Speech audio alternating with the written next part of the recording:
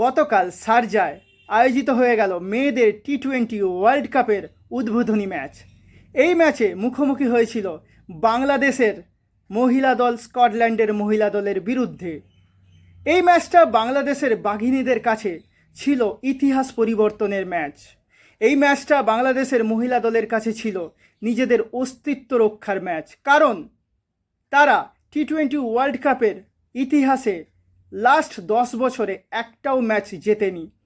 তারা প্রথমে টি-20 ওয়ার্ল্ড কাপে এন্ট্রি পায় 2014 সালে আয়োজক দেশ হিসাবে। তারপর থেকে এখনও পর্যন্ত তারা টি-20 ওয়ার্ল্ড কাপে একটাও ম্যাচ জেতেনি। তাই এই ম্যাচ ছিল তাদের অস্তিত্ব রক্ষা করার ম্যাচ। এই ম্যাচ ছিল দেশ এবং জাতিকে গর্বিত করার ম্যাচ।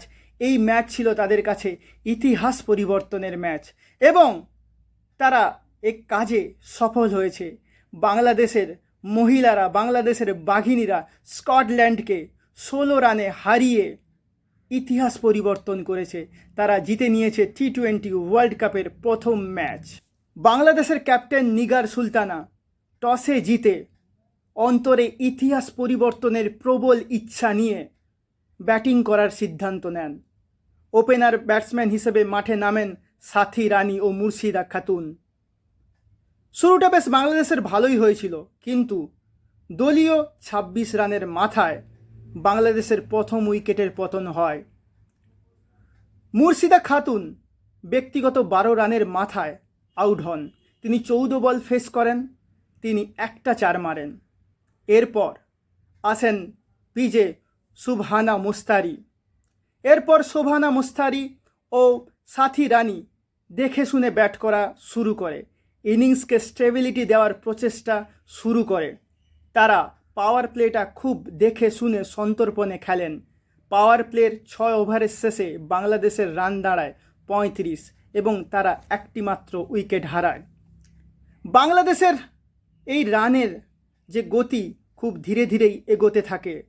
বাংলাদেশের ছন্দপতন হয় আবার 68 রানের মাথায়। আউট হন সাথী রানী। সাথী রানী 32 বল ফেস করে 29 রান করে আউট হন। তার ইনিংসে ছিল 3টি 4। তার উইকেটটি নেন ফ্রাসার। এইভাবে শোভানা মিস্ত্রি এবং সাথী রানীর মধ্যে 42 রানের একটা ইম্পর্ট্যান্ট ইনিংসের ইতি ঘটে। এরপর শোভানা মিস্ত্রি ও তেজ নেহারের মধ্যে ভুল বোঝাবুঝি হয় এবং তেজ নেহার কোনো রান না করেই আউট হয়ে ফিরে যান। তেজ নেহার যখন আউট হন তখন দলীয় রান ছিল 69। এরপর সুবহানা মুস্তারির সঙ্গে পিজে এসে যোগ দেন বাংলাদেশের ক্যাপ্টেন নিগার সুলতানা। তারা দুজন দলীয় রানকে 86 পর্যন্ত টেনে নিয়ে যায়। এবারে 86 রানের মাথায় বাংলাদেশের নির্ভরযোগ্য ব্যাটসম্যান সুবহানা মুস্তারি আউট হন। সুবহানা মুস্তারি অনেকক্ষণ ধরে ব্যাট করেছেন, তিনি সেট হয়ে গেছিলেন, কিন্তু তার ইনিংস ছিল খুব স্লো।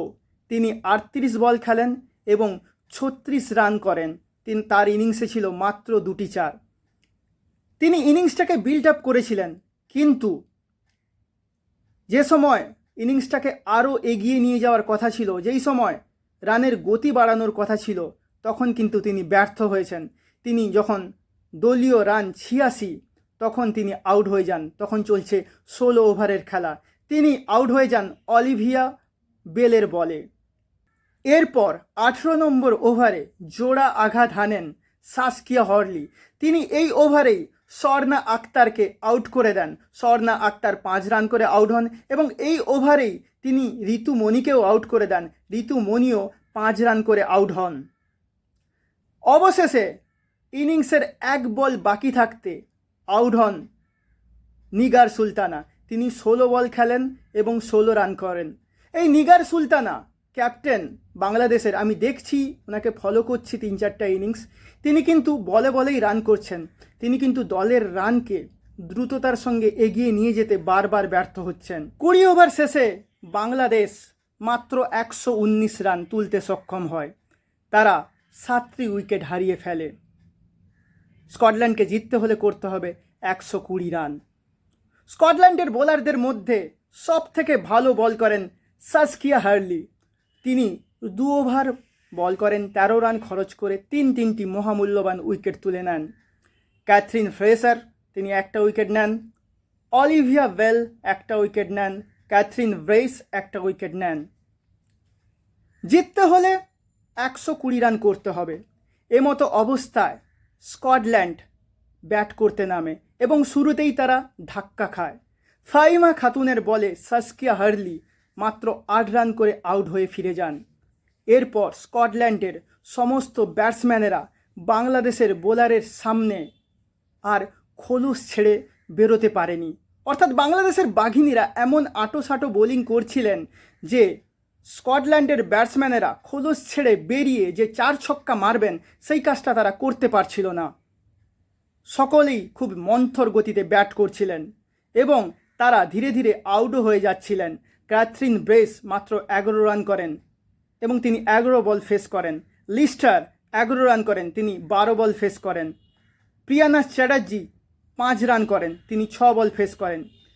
কার্টার 8 বল খেলে মাত্র 2 রান করেন।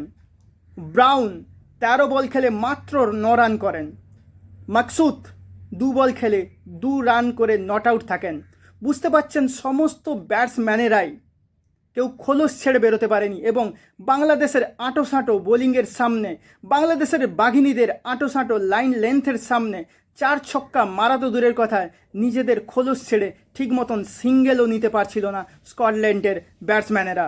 মাত্র সারা ব্রেইস তিনি শেষ পর্যন্ত ব্যাট করেছেন, কিন্তু শেষ পর্যন্ত ব্যাট করলে কি হবে, তার ইনিংস ছিল খুবই মন্থর। তিনি 52 বল খেলেছেন এবং 49 রান করেছেন এবং মেরেছেন একটি মাত্র 4। এরকম ইনিংস খেলে কখনোই ম্যাচ জেতা সম্ভব ছিল না এবং তার এই ইনিংস স্কটল্যান্ডকে ম্যাচ জেতাতেও সক্ষম হয়নি। দর্শক বন্ধুরা বুঝতে পারলেন আজকে বাংলাদেশের মহিলা ক্রিকেটের নবজাগরণ হলো। তারা ইতিহাস পরিবর্তন করলেন। তারা 10 বছরের হারের যে গ্লানি ঝেড়ে মুছে পরিষ্কার করে দিলেন।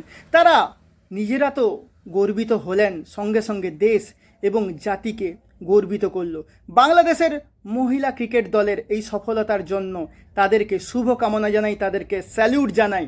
বাংলাদেশের বাঘিনীদের আরও সফলতা কামনা করি।